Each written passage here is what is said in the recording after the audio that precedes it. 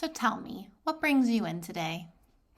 Well, since you ask, I would like to talk about a new book I just read called Maybe You Should Talk to Someone. This book I read on my Kindle. I love a Kindle book. I read probably 8 out of 10, 9 out of 10 books on my Kindle directly versus a paperback book. And that is because I primarily use the Libby app to download books from my local library.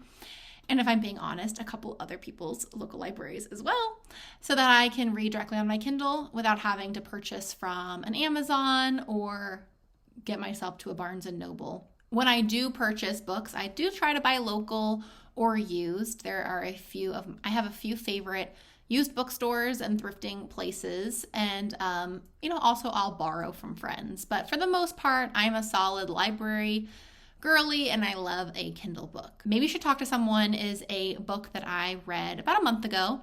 I really, really enjoyed it. My one sentence summary is that if you read the book, you're going to come away being more comfortable with therapy, how it can improve your mental health, and it really will give you that candid look what an experienced therapist can give you. The idea is that the author is a therapist, and she goes through a particularly hard breakup. She's mid-age.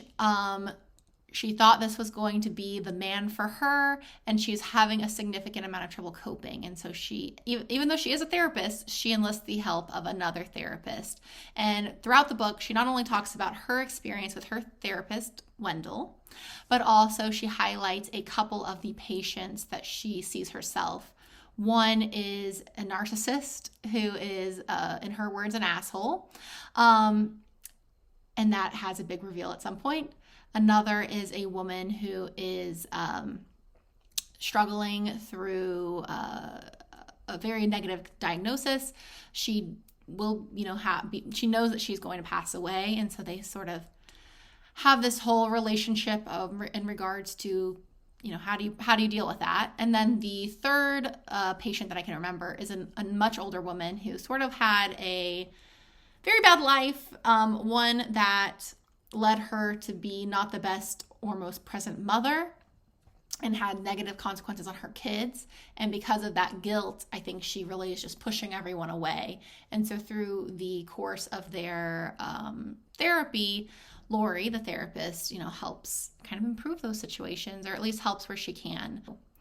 I'm someone who has seen a therapist twice in my life, once during a particularly challenging time in my family that had to do with, health risks and concerns and how to cope with that, which led me to, also talking about things like test anxiety.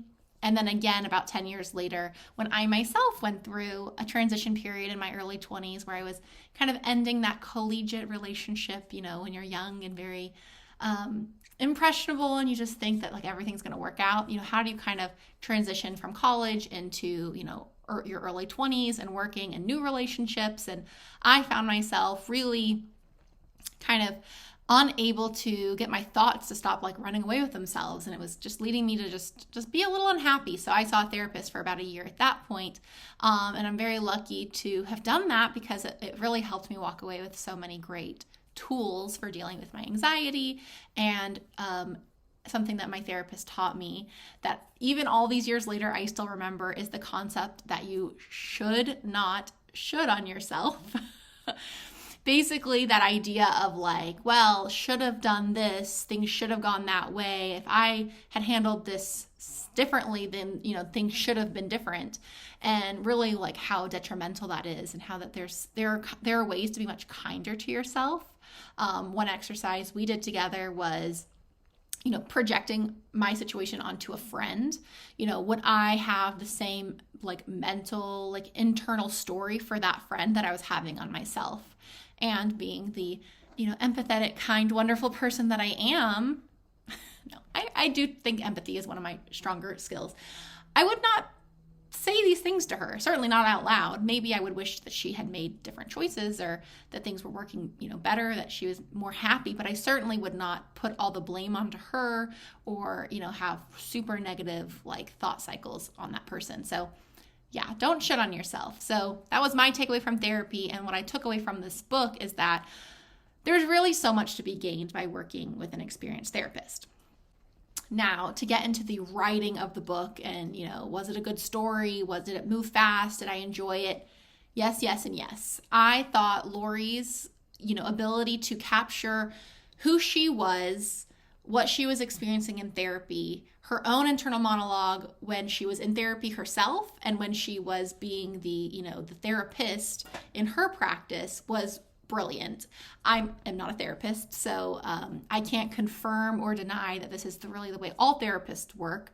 But I was really left with the feeling of, wow, if I ever go back to therapy, I want Lori to be my therapist. And, wouldn't that be great? So I thought she comes across really lovely. Even in the moments where she's not lovely, she still comes across lovely. She's clearly highly intelligent, although you'll find she talks about, her career, where she started in her career and kind of where it ended with her. And at one point she was at Stanford in medical school. And I just thought, why wouldn't you finish medical school? You're kind of already through the hard part. Why would you just jump ship? But I myself have not ever completed medical school. I guess I can't really speak for her, but yeah. Now, does the book contain some sappy moments? Yes. But is it awesome? Yes. I mean, I like sappiness sometimes, call me crazy, but a Hallmark movie never did me wrong. So it is what it is. I find her very relatable. She's intimate. Of course, she changes the names on all of the characters in her book because this is based on her real life. And side note, if anyone knows the actual identity of John, the Hollywood TV producer, please put it in the comments, ping me, DM me, find me on Instagram at nobalaboosta.com. Let me know. I had theories. I thought when he first sat on the couch that he was the TV producer for Entourage because I was getting Ari vibes. He was giving me strong Ari vibes. But there were so many other overlapping features of his narcissism, type A personality, never stopping to work, deeply loving his wife. I don't know. I really thought it could be him, but there were some other elements that didn't align. And I don't know the timeline for when this character was in her office. But if you know, let me know. I am so curious.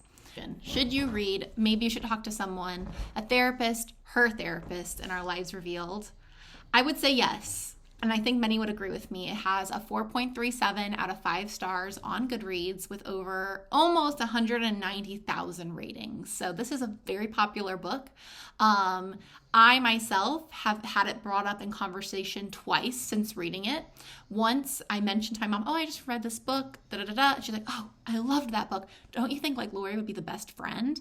And we had this whole conversation and dialogue. And then another friend, separately, we were at a dinner party and she mentioned that as a school teacher, they have some continuing education and a book that was, an option for her to read was this book. And she was having this whole, we had this whole other conversation about it. So it's certainly gaining some traction and popularity. And, do you want to be left behind? No. I think the book itself is almost like a quick trip to therapy. Like I mentioned, I have not been in years, but, I don't know, it was so good. At one point, Lori's upset, she's crying, she has anxiety, and it's just beautiful. And it's just a reminder that we all have baggage and we all need support. So if you want to read a book that kind of gives you that reminder, gives it to you in a very well packaged, well written format, I would recommend it. I believe my Goodreads score was 4 out of 5, and that was only because there were a few moments where it dragged for me. I do make the mistake of power reading through books. I read very fast, and this is a book that I think I did read in a day or two, which means I probably missed some detail. There was probably something that if I had read a little slower would have been more meaningful, but at the pace that I read, there just were a few moments where I was like, let's kind of click on through here. But yeah, top praise from me. It's engaging, it's warm, it's funny. And, like my mom said, don't you think Lori would make the best friend?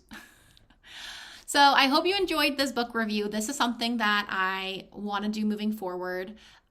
Starting in quarantine, I started tracking the books I was reading. In the past, I just was never down to track them because I didn't have number goals.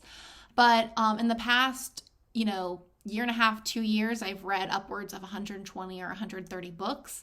And while I'm in a book club, that's only about one of the books I'm reading that I have an audience to sort of discuss and engage with. So this is my outlet. Yes, it's a bit self-indulgent, but isn't all social media just a little self-indulgent? Whether you're the consumer or the content creator. So yeah, I guess I'm going into this kind of eyes wide open. I know that I'm talking to a screen about a book I read, and if that doesn't suit you, that's fine. But if it does, please join me. I may at some point kind of start sharing what books I'm going to talk about. Maybe I'll do some lives in the future when we, have some friends here at the BBC. Yes, you heard that clearly. This is the Balaboosta Book Club, or as you can lovingly refer to it, the BBC. And yeah, with that,